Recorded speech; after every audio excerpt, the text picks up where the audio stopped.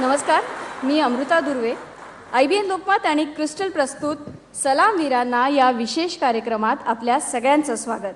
या कार्यक्रमाचे सहप्रायोजक आहेत समर्थ सिक्युरिटीज आणि प्रामाणिक विजन. आपल्या कार्यक्रमाची दिमाखदार सुरुवात केलेली आहे ती मुंबई पोलिसांच्या बँडनी. आपण एकदा जोरदार टाळ्या वाजवून त्यांना दाद देऊयात. आजचा हा खास कार्यक्रम आहे तो मुंबईच्या पोलिसांसाठी, ज्यांनी 26/11चा हल्ला झाल्यावर प्राणाची कोणतीही पर्वा न करता प्राणांची बाजी लावत या शहराला वाचवलं. आजची संध्याकाळ आहे ही या खास वीरांसाठी, ज्यांच्यामुळे आज ही मुंबई पुन्हा एकदा पूर्वपदावर आले. आज ही मुंबई पुन्हा एकदा धावते. त्या 60 तासांना आज 5 वर्ष पूर्ण होत आहेत. त्या हल्ल्यानं मुंबईकरांना बरंच काही शिकवलं, बरंच काही बदललं. न भूतो न भविष्यती अशा त्या हल्ल्यापासून मुंबईची सुटका करण्यासाठी अनेक शूरांनी जीवाची बाजी लावली. त्या प्रत्येक वीराविषयी आपल्या सर्वांच्या मनात आदर आहे, कृतज्ञता आहे. ड्युटी संपवून घरी गेलेले अनेक पोलीस अधिकारी त्या रात्री कसलीही पर्वा न करता आपलं कर्तव्य बजावण्यासाठी धावत आले. ज्यांच्याशी ते 2 हात करत होते त्यांच्याकडे अत्याधुनिक शस्त्रास्त्र होती, पण त्यानं पोलिसांचं मनोधैर्य खचलं नाही. हे शहर माझं आहे, हा देश माझा आहे, ही माणसं माझी आहेत आणि मी त्यांना वाचवणार, ही पोलिसांची भावना होती. या हल्ल्यात अनेकांचे प्राण गेले आणि इतर अनेकांना वाचवताना पोलीस दलातले वीर शहीद झाले, काही गंभीर जखमी झाले. आज 5 वर्षांनंतर मुंबई पूर्वपदावर आली आहे, पण हे शक्य झालं या वीरांमुळे. त्यामुळे आज स्मरण करूया त्यांच्या असीम शौर्याचे. आजची संध्याकाळ आहे त्यांच्याबद्दल कृतज्ञता व्यक्त करण्याची, या वीरांना सलाम करण्याची. सलाम वीरांना. आणि यानंतर आजच्या या कार्यक्रमाविषयी अधिक सांगण्यासाठी, या कार्यक्रमामागचा आमचा विचार काय आहे हे अधिक सांगण्यासाठी मी आमंत्रित करते IBN लोकमतचे संपादक निखिल वागळे यांना. नमस्कार. IBN Lokmat, CNN IBN, IBN 7 आणि नेटवर्क 18 या माध्यम समूहाच्या वतीने मी तुमचं मनपूर्वक स्वागत करतो. आज या कार्यक्रमाच्या निमित्ताने आम्ही मुंबईतल्या, महाराष्ट्रातल्या आणि भारतीय नागरिकांच्या वतीने मुंबई पोलीस दलाला मानवंदना देत आहोत. ज्या वीरांनी 26/11ला 26 नोव्हेंबर या दिवशी जेव्हा मुंबईवर हल्ला झाला, भारतावर दहशतवादी हल्ला झाला, तेव्हा प्राणाची बाजी लावून हे शहरच नव्हे तर हा देश वाचवला, त्या वीरांना सलाम करण्यासाठी आम्ही या कार्यक्रमाचं आयोजन केलेलं आहे. एक प्रकारचा हा कृतज्ञता सोहळा आहे. एरवी पत्रकार म्हणून पोलीस दलावर टीका करण्याचे अनेक प्रसंग येत असतील, पण आजचा प्रसंग आहे पत्रकार म्हणून सुद्धा आणि भारतीय नागरिक म्हणून सुद्धा तुम्हा सर्वांना सलाम करण्याचा, तुमच्या सर्वांपुढे मान झुकवण्याचा. इथे मुंबई पोलीस दलातले जे सगळे शूर जवान उपस्थित आहेत, त्यांचे कुटुंबीय उपस्थित आहेत, त्यांना एवढंच सांगतो, आम्ही तुम्हाला विसरलेलो नाही, आम्ही तुम्हाला विसरणार नाही. आम्ही कायम तुमची आठवण इथे जपून ठेवलेली आहे. तुम्ही आहात म्हणून आम्ही आहोत, तुम्ही आहात म्हणून हे शहर आहे आणि तुम्ही आहात म्हणून हा देश आहे. याचं कधीही विस्मरण आम्हाला पडणार नाही. 26/11तल्या हल्ल्यातला प्रत्येक क्षण, प्रत्येक आवाज, प्रत्येक दृश्य आज माझ्या मनात ताजा आहे. असं म्हटलं जातं की जो समाज इतिहास विसरतो त्याचा वर्तमान सुद्धा धूसर असतो आणि त्याला भविष्याचा वेध घेता येत नाही. ही चूक आम्ही करणार नाही. आम्ही 26/11चा आमचा बहादूर इतिहास विसरणार नाही आणि तुम्हाला सगळ्यांना मानवंदना देण्यासाठी आम्ही हे सगळं करतो आहोत. आपली मानवंदना तुम्ही स्वीकाराल अशी अपेक्षा आहे. आज आपल्या सोबत इथे या सभागृहामध्ये अनेक वरिष्ठ पोलीस अधिकारी हजर आहेत. आपल्या समारंभाला जे पाहुणे आले आहेत त्याच्यामध्ये गृहमंत्री RR पाटील तर आहेतच, पण माझ्या संपूर्ण पत्रकारितेच्या आयुष्यातलं पोलीस दलातलं अत्यंत आदरणीय नाव, जे मुंबईचे पोलीस आयुक्त होते, जे पंजाबचे पोलीस महासंचालक होते आणि जे रुमानियामध्ये भारताचे राजदूत होते, जे JF रिबेरो आपल्याला लाभलेले आहेत, तेही आता या व्यासपीठावर येणार आहेत. मी अधिक काही न बोलता या दोन्ही पाहुण्यांना अशी विनंती करतो की त्यांनी इथे यावं.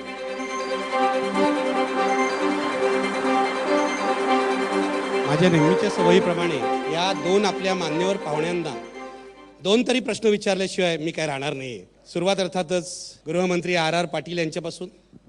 आबास 5 वर्ष होत आहेत, 5 वर्ष, आणि आजचाच दिवस आहे ज्या दिवशी गेल्या वर्षी आपण अजमल कसाबला फाशी दिलेला आहे. आजचाच दिवस, आणि 26/11ला 5 वर्ष पूर्ण होत आहेत. या राज्याचे गृहमंत्री म्हणून तुमच्या भावना काय? जे माझे 72 पोलीस अधिकारी शहीद झाले, जे पोलीस कर्मचारी जखमी झाले, त्यांचं स्मरण आज आपणा सगळ्यांनाच आहे. मोठ्या प्रमाणात निरपराध माणसं शहीद झाली, जखमी झाली. जे शहीद झाले त्यांना महाराष्ट्रातल्या तमाम जनतेच्या वतीने मी विनम्र अभिवादन करतो. आज IBN लोकमतनी शहीदांना मानाचा मुजरा करण्यासाठी हा एक स्तुत्य कार्यक्रम आयोजित केला आहे.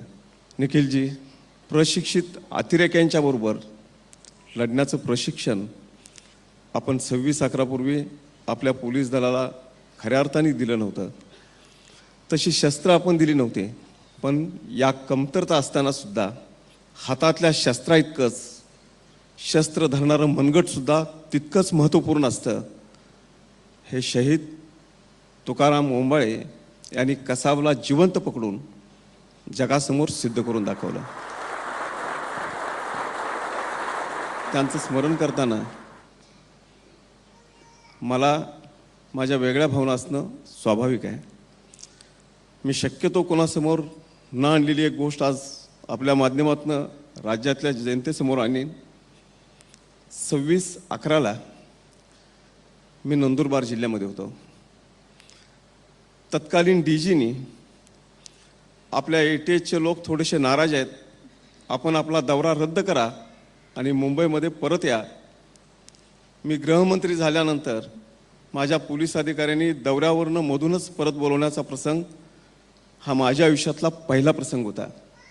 मीही दौरा रद्द केला आणि माझी मीटिंग झाली ती शहीद करकरे साहेबांच्या बरोबर. माझ्याजवळून मीटिंग संपवून गेल्यानंतर 3.5 तासाने ते शहीद झाल्याचं ज्यावेळी मी DG ऑफिसमध्ये बसून ऐकलं, त्यावेळी माझ्या मनाची व्यथा काय झाली असेल याची आपण सगळ्यांनीच कल्पना केलेली बरी. ज्या करकरे साहेबांना आज आपण मानाचा मुजरा करणार आहे, त्याच दिवशीची वर्तमानपत्र काढून बघितली तर टीकेचा भडीमार झालेलाही आपण बघतोय. शहीद अशोक कामते साहेबांना नागपूरमध्ये विधानसभा 3 वेळा त्यांना सस्पेंड करा म्हणून बंद पडली. एकाकीपणाने मी लढत दिली होती. पण असं असलं तरीसुद्धा वेळ आल्यानंतर आपले 72 अधिकारी किती मोठी कामगिरी करू शकतात हे त्यांनी दाखवून दिलं. तो दिवस माझ्या आयुष्यातला नव्हे, महाराष्ट्राच्या आणि देशाच्या आयुष्यातला कधीही न विसरण्यासारखा एक महत्त्वपूर्ण दिवस होता. अगदी खरं आहे. आबांशी कोणी सहमत होईल. हातामध्ये शस्त्र असो वा नसो, सरकारने शस्त्र पुरवलेलं असो वा नसो, आपल्या बहादुरीच्या जोरावर आमचे पोलीस लढलेले आहेत आणि त्यांना जितका सलाम करावा तेवढा कमीच होईल. पण या पोलिसांचं एकेकाळी मुंबईच्या पोलिसांचं नेतृत्व केलेले रिबेरो साहेब आपल्या सोबत आहेत. सर, आज आपण मुंबईच्या पोलीस दलाला इथे मुजरा करण्यासाठी जमलेलो आहोत. हे मुंबईचं पोलीस दल तुम्ही पाहिलेलं आहे, तुम्ही पंजाबमधला दहशतवाद सुद्धा पाहिलेला आहे, काय सांगाल? प्रत्येक पोलीसवाले तिथं पंजाबमध्ये मी जेव्हा पाहिलं ते सगळे नेहमी सावध असायचं. का सावध असायचं? कारण की त्यांच्यावर सुद्धा धोका होता. त्यांना माहिती नव्हतं कधी त्यांचा जीव जाणार. इथं आमच्या महाराष्ट्रामध्ये हे कल्पना नाही आहेत आमच्या पोलीस लोकांमध्ये.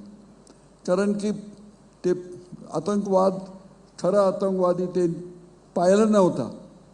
आणि जे झालं 26/11वर ते एक फिदाईन अटॅक जे म्हणतो आम्ही, कधी झालं नव्हतं पूर्वी. This is the first time युदाईन अटॅक आणि अनएक्सपेक्टेड होता.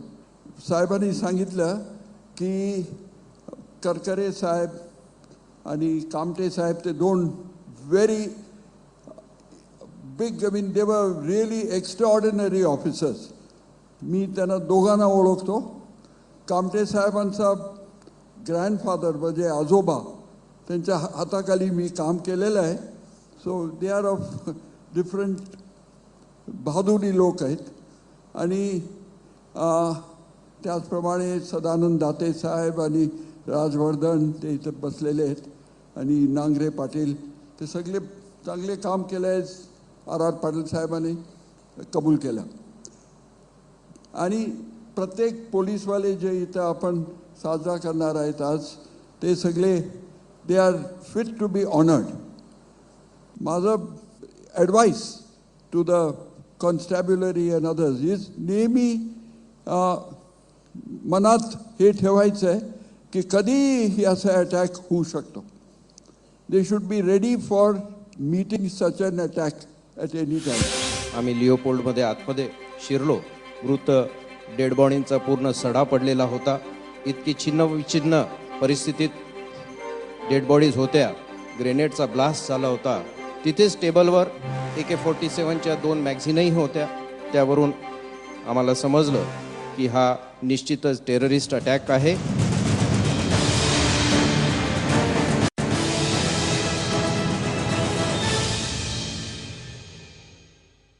खरं तर मुंबईवरच्या या हल्ल्याची सुरुवात जी झाली ती कॅफे लिओपोल्डपासनं. पहिलाच हा हल्ला होता. गोळीबाराच्या सुरुवातीला बातम्या आल्या होत्या, कदाचित गँग वॉर असेल असं वाटलं होतं, पण पाहता पाहता या हल्ल्यांनी एक भीषण रूप धारण केलं. पाहुयात नेमकं लिओपोल्डमध्ये काय घडलं. नेहमीप्रमाणे लिओपोल्ड आपल्याच मस्तीत दंग होता. रात्री 9:40च्या सुमारास अबू शोहेब आणि अबू ओमर ही दहशतवाद्यांची जोडी टॅक्सीतून इथे उतरली. उतरताना त्यांनी ड्रायव्हरच्या सीट खाली स्फोटकं ठेवली. लिओपोल्डमध्ये त्यांनी 2 हँड ग्रेनेड्स भिरकावले आणि पाठोपाठ मशीन गन मधून गोळ्यांचा वर्षाव सुरू केला. बेसावध लोकांनी टेबलांखाली आसरा घेतला, पण या क्रूर हत्याकांडात तोवर 11 निष्पापांचे बळी गेले होते आणि 9 फॉरेनर्ससह 28 जण जखमी झाले होते. आणि कॅफे लिओपोल्डच्या इथल्या वीरांचा सन्मान करण्यासाठी आपण आमंत्रित करूयात गृहराज्यमंत्री सतेज पाटील यांनाही. तर आता आपण बोलूयात इथे या लिओपोल्डच्या इथे असणाऱ्या वीरांना. Hemant Nagarale, joint CP administration Mumbai, आणि प्रवीण सावंत, पोलीस नाईक, प्रोटेक्शन आणि सिक्युरिटी. यांच्यासोबतच निवृत्ती गव्हाणे देखील इकडे होते, पण आज काही कारणामुळे ते इथे उपस्थित राहू शकलेले नाही आहेत.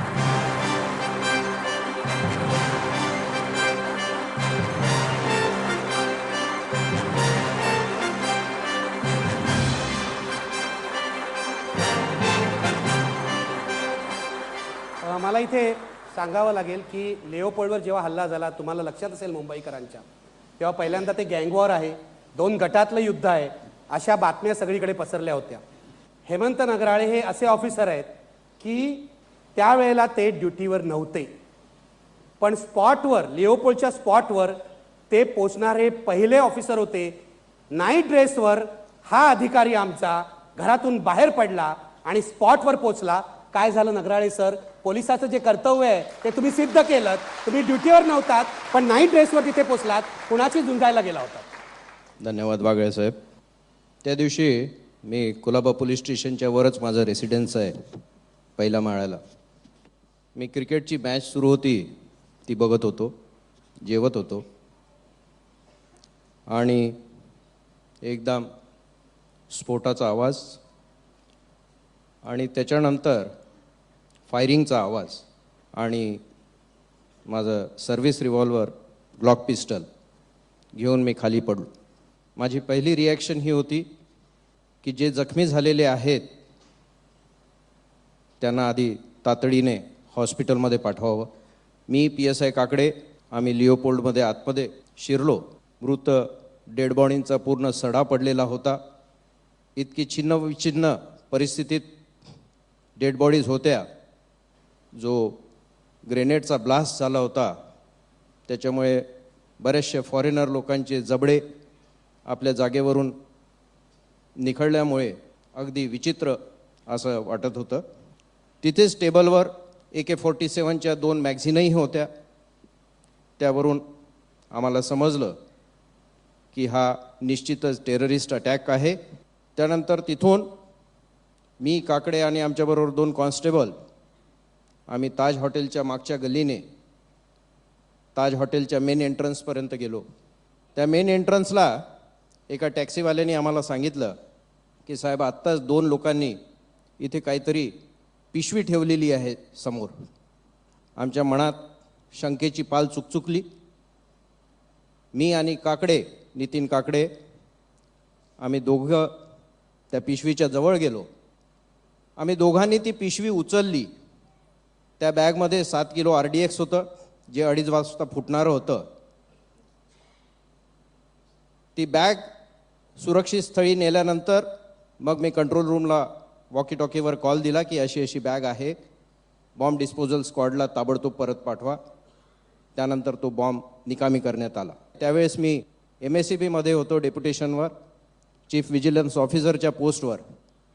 मी युनिफॉर्म घालू शकत नव्हतो, परंतु माझ्या परीने जे काही मला करता आलं ते मी प्रामाणिकपणे केलं. धन्यवाद. इतक्या साधेपणाने यांनी सगळं सांगितलेलं आहे, पण डेप्युटेशनवर असताना, पोलीस खात्यामध्ये प्रत्यक्ष नसताना सुद्धा माणूस कर्तव्याला कसा जागतो हे त्यांनी दाखवून दिलेलं आहे. धन्यवाद तुम्हाला दोघांनाही. माझा एक मित्र होता, माझा जोडीदारच होता.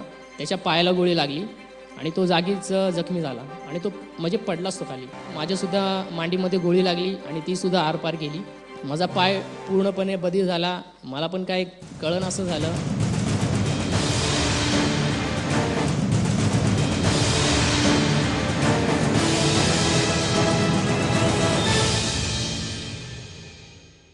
लिओपोल्डच्या पाठोपाठ खबर आली ती CSTमध्ये फायरिंग झाल्याची.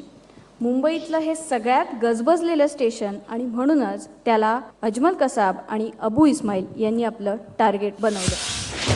छत्रपती शिवाजी टर्मिनस, मुंबईतलं सगळ्यात मोठं आणि सदैव गजबजलेलं स्टेशन.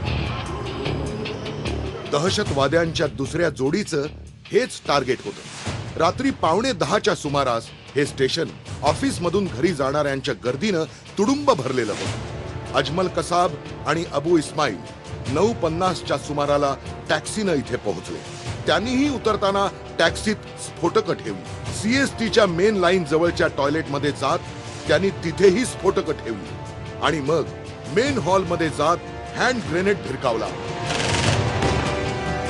आणि पाठोपाठ AK-47 मधून गोळ्यांचा वर्षाव सुरू केला. CSTच्या बंदोबस्तावर असणारे सुरक्षा रक्षक बेसावध पकडले गेले.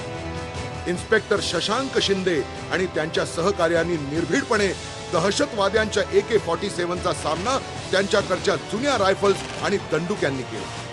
पण तोपर्यंत कसाब आणि इस्माईलनं 52 निरपराध्यांचे बळी घेतले होते. मी YC पवार यांना विनंती करते की त्यांनी CSTच्या या वीरांचा सन्मान करण्यासाठी स्टेजवर यावं. आपण आपल्या या शूरांचा सन्मान करूयात. सगळ्यात आधी निवृत्त पोलीस कर्मचारी BR Bhosale.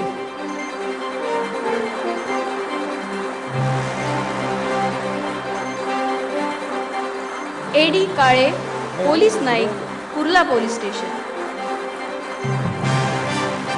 Muralidhar Zole, police constable, special branch 1, Mumbai. आणि विश्वेश्वर पाचर्डे यांचाही आज आपण इथे सन्मान करतो.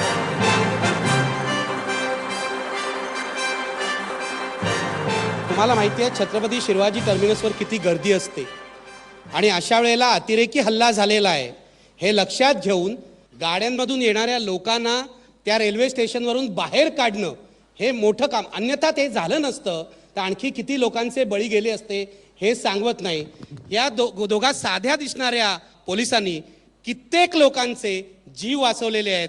मला BR भोसले आणि काळे तुम्हाला दोघांनाही विचारायचं आहे, हे धैर्य तुम्ही कुठून आणलं, हे कसं केलं? 26/11 च्या दिवशी CST रेल्वे पोलीस स्टेशनला मी नाईट इन्चार्ज म्हणून काम करत होतो. त्या दिवशी मला डिव्हिजनल नाईट राऊंड होती. 9:50च्या वेळेस माझे सहकारी शशांक शिंदे आणि मी ते पूर्वीचं कर्मचाऱ्यांना कर्तव्यावर रवाना करून आम्ही लुटीबटोडा करून मी नाईट राऊंडला जाण्याच्या तयारीत होतो. त्याचवेळी जनरल हॉलमध्ये फटाके फोडल्यासारखा आवाज आम्हाला ऐकू यायला लागला. त्यावेळेस मॅच चालू असल्यामुळे आम्हाला असं वाटलं की लोक काही वेड्यासारखी स्टेशनमध्ये सुद्धा फटाके वाजवायला लागलेत. शशांक शिंदे हे ATMच्या बाजूने गेले आणि मी रेल्वे टॅक्सी स्टँडकडून जात असतानाच बुकिंग ऑफिसमध्ये बुकिंग ऑफिसच्या हॉलमध्ये मी ज्यावेळेस गेलो त्यावेळेस त्या हॉलमधून इतका मोठ्या प्रमाणात धूर आणि फायरिंग चालू होतं. कोण फायरिंग करतं हे दिसत नव्हतं आणि मी जर फायरिंग केलं असतं तर माझ्याच लोकांना गोळ्या लागल्या असत्या. म्हणून मी ते फायरिंग करण्याचं टाळून लोकांना सुरक्षित बाहेर काढत टॅक्सी स्टँडच्या बाजूने येत होतो. माझ्याकडं शस्त्रधारी कर्मचारी नाहीत असं मी कंट्रोलला कळवलं आणि त्याचवेळी माझ्या दिशेने गोळीबार झाला. त्यातली एक गोळी माझ्या उजव्या दंडातून आरपार निघून भिंतीमध्ये घुसली. नलावडे म्हणून एक माझे पोलीस नाईक तिथं पोलीस स्टेशनमध्ये हजर होते. त्यांना ताबडतोब शस्त्रागारमध्ये पाठवलं. ते तिकडून कार्बाईन घेऊन आले. त्यांच्या दिशेनं काउंटर फायरिंग केल्यामुळं ते 1 नंबर प्लॅटफॉर्मवरून तसेच ते बाहेर पडले. तोपर्यंत फायरिंगचे आवाज ज्यावेळेस बंद झाले त्यावेळेस मग आता हे जखमी झालेल्या लोकांना हॉस्पिटलमध्ये पाठवणं हे पहिलं कर्तव्य होतं. पण पाठवायचं कसं हा प्रश्न होता. तर त्यावेळी आम्हाला माणुसकी मला आता बडबडून येते कारण माणुसकी जी दाखवली ती तिथल्या हमालांनी आम्ही हमालांना हाका मारल्या तर त्यांनी माल वाहतुकीच्या ज्या हातगाड्या आहेत त्या हातगाड्यावरती त्यांनी ते जखमींना सेंट जॉर्ज हॉस्पिटलमध्ये नेण्याचं कर्तव्य केलेलं आहे. त्यानंतर मग वरिष्ठ अधिकारी यायला सुरुवात झाल्यानंतर मलाही त्यांनी हॉस्पिटलमध्ये ॲडमिट केलं. माझी तक्रार नोंदवून घेण्यात जेव्हा स्टेटमेंट घेतलं त्यावेळेस मला ओझरतं ते सांगायला लागले की शशांक शिंदे गेले. माझा सहकारी माझ्याबरोबर काम करत असलेला आणि आम्ही दोघं एकाच वेळी बाहेर पडलो. तो शशांक शिंदे गेल्याचं मला कळालं त्याचवेळी. बाकीचे नंतर पुन्हा 2-2:30च्या सुमारास कामटे साहेब, करकरे साहेब, साळसकर साहेब असे अधिकारी हुतात्मा झाल्याचंही समजलं. कामटे साहेबांच्याबरोबर मी सांगलीला असतानाच कामटे साहेब मला SP होते. ती व्यक्ती काय होती ही आमच्या पोलीस अधिकाऱ्यांनी पाहिलेलं आहे, मी अनुभवलेलं आहे. इन्चार्जशिप त्यांच्याकडे मी त्यांच्या हाताखाली काम केलेलं आहे. त्यांच्याविषयी मला जास्त सांगता येणार नाही कारण मला आता इथे यापुढं बोलू शकत नाही. धन्यवाद. आपल्यासोबत इथे बाजूला जे उभे आहेत हे होमगार्ड आहेत. विश्वेश्वर पाचारणे त्यांचं नाव आहे आणि त्यांना होमगार्डमध्ये फक्त 7 वर्ष झालेली आहे. हा तरुणाबाण माणूस जेव्हा 26/11चा हल्ला झाला तेव्हा नुकताच होमगार्डमध्ये जॉईन झाला होता आणि त्यांनी बहादुरी गाजवली. कसाब आणि त्याचा अजून एक साथीदार हे दोघेही जण फायरिंग करतच आलेले डायरेक्टली. त्याच्यानंतर माझा एक मित्र होता, माझा जोडीदारच होता, त्याच्या पायाला गोळी लागली आणि तो जागीच जखमी झाला आणि तो म्हणजे पडलाच तो खाली. दुसरा जो जोडीदार होता त्याचं नाव मुकेश जाधव.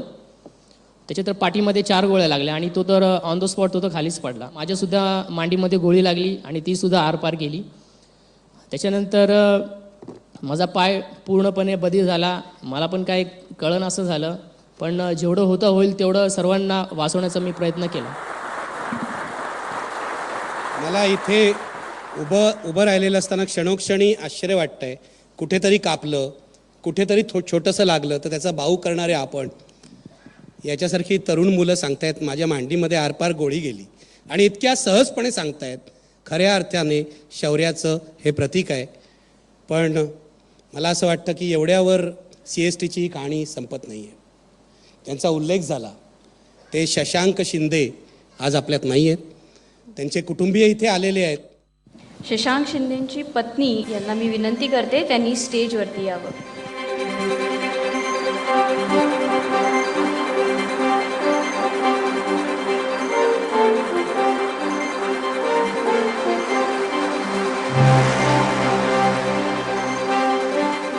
मी इथे त्यांच्या वतीने तुम्हाला एवढंच सांगतो 26/11 झाल्यानंतर 2च दिवसांनी मी त्यांच्या वडाळ्यातल्या घरी गेलो होतो. मी घरची परिस्थिती पाहिली होती. घरचा करता माणूस गेला होता आणि दोन्ही मुली लहान होत्या. आज या दोन्ही मुली मोठ्या झालेल्या असतील. तेवढ्याच धीराने त्या आयुष्यात वागत आहेत आणि मला असं वाटतं अशी माणसं देशासाठी लाख मोलाची असतात. वहिनी, आम्ही शशांक शिंदेना कधीही विसरणार नाही एवढंच तुम्हाला इथे सांगतो. वायसी पवारसाहेब आपल्या सोबत आहेत. पवारसाहेब, मला तुम्हाला एकच प्रश्न विचारायचा आहे. 26/11चा हा धडा, हे बलिदान काय शिकायचं आहे यातून? 93 सालच्या ब्लास्टनंतर आपण वाईट वाटून घेऊ नका, पण 93 साली आम्ही सरकारला याची जाणीव करून दिली होती की समुद्रकिनाऱ्याला तुम्ही कोस्टल पोलीस आणि पोलीस स्टेशन मंजूर करा, वॉच टावर्स उभे करा. जवळजवळ 25 सूचना आम्ही दिलेल्या होत्या. परंतु हा एक दिवस असा होता की ज्या दिवशी आमची छाती अभिमानाने फुलून आली की आम्ही युनिफॉर्म घालतो, तो बलिदानासाठीच घालतो. परंतु प्रत्येकाला बलिदान करायची जी संधी मिळेल असं वाटत नाही. ज्यांना मिळालं ते अतिशय भाग्यवान आहे.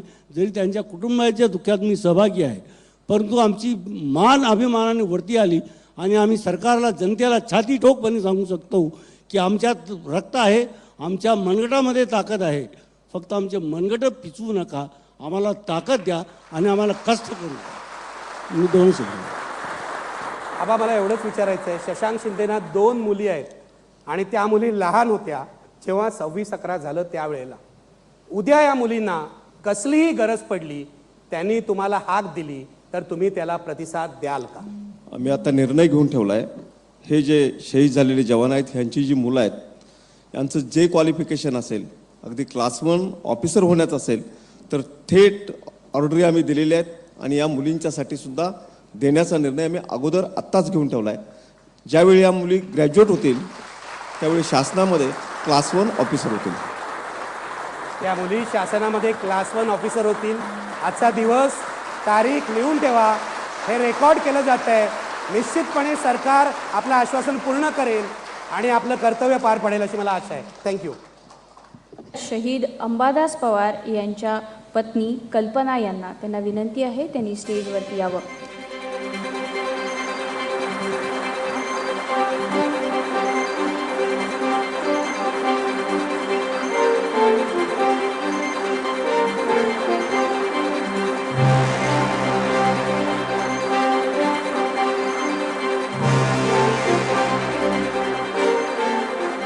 तुझं नाव काय लोकांना सांग?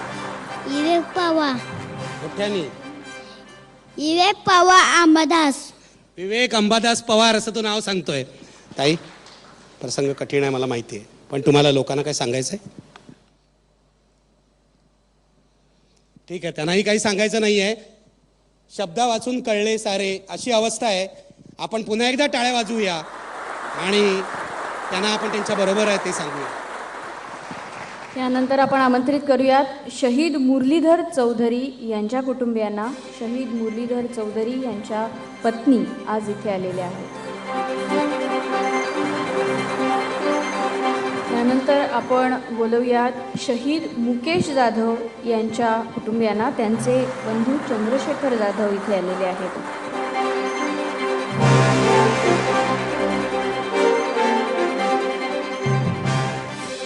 माझ्याकडे शस्त्र आहेत का, मला ट्रेनिंग दिलं आहे का, असा कुठलाही प्रश्न स्वतःला न विचारता, हे माझं शहर आहे, इथे माझे नागरिक अडचणीत सापडलेले आहेत आणि मला जे शक्य आहे ते मी सर्व करेन या निष्ठेने आणि निर्धाराने या सगळ्यांनी जी साथ दिली.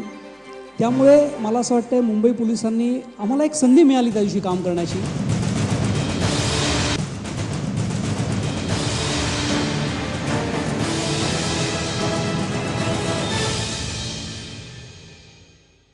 CSTमधनं पळ काढण्यानंतर दहशतवादी टाइम्स ऑफ इंडियाच्या गल्लीद्वारे शिरले ते कामा हॉस्पिटलमध्ये. गोळीबाराचे आवाज आल्यानंतर कामा हॉस्पिटलच्या आतमधल्या डॉक्टर्सनी आणि नर्सेसनी शौर्य दाखवलं. डगमगून न जाता त्यांनी अनेक लहान बाळांचा जीव वाचवलाच, पण सोबत अनेक पेशंट्सचा देखील जीव वाचवला. पाहुयात कामा हॉस्पिटलच्या आतमध्ये आणि कामा हॉस्पिटलच्या बाहेर घडलेलं नाट्य. रात्री 10:30 नंतर कसाब आणि इस्माईल CST मधून बाहेर पडले आणि कामा हॉस्पिटलच्या दिशेने निघाले. हॉस्पिटलमध्ये शिरल्या शिरल्या त्यांनी गोळीबाराला सुरुवात केली. रात्री 11:15 पर्यंत मुंबई पोलिसातले सगळे ज्येष्ठ अधिकारी ड्युटीवर हजर झाले होते. ATS प्रमुख हेमंत करकरे, एन्काउंटर स्पेशलिस्ट विजय साळसकर आणि ॲडिशनल कमिशनर अशोक कामटे CSTला पोहोचले. तर कामा हॉस्पिटलमध्ये सदानंद दाते काही मोजक्या लोकांसोबत कसाब आणि इस्माईलला जेरबंद करण्याचा प्रयत्न करत होते। जवळपास 50 मिनिटं सुरू असलेल्या या चकमकीत 2 पोलीस अधिकारी शहीद झाले। दहशतवादी कामा हॉस्पिटल मधून बाहेर पडले। पळ काढण्यासाठी त्यांना आता एका वाहनाची गरज होती। दरम्यान कामामध्ये सुरू असलेल्या चकमकीबद्दल ऐकल्यानंतर हेमंत करकरे, विजय साळसकर आणि अशोक कामटे 4 कॉन्स्टेबलसह एका क्वालिस मधून कामाच्या दिशेने निघाले। झुडपांमागे लपलेल्या अतिरेक्यांनी अधिकाऱ्यांच्या क्वालिसवर बेछूट गोळीबार केला। क्वालिस मधल्या 7 जणांपैकी 6 जण कामा हॉस्पिटलच्या मागच्या त्या गल्लीत शहीद झाले।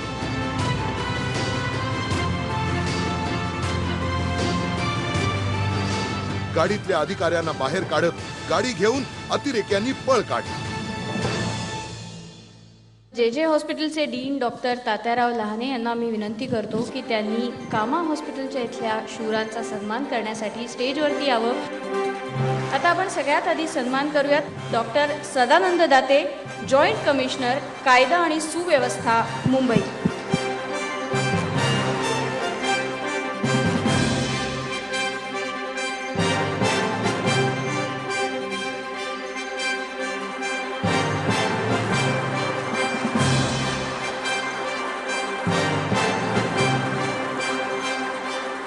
विजय Pawar, DYSP PTS Marol.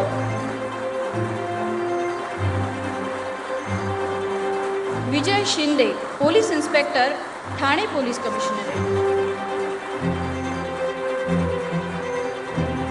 Mohan Shinde, head constable, Nagpada police station. Sachin Tilekar, police constable आणि Shankar Vande, police constable ATS।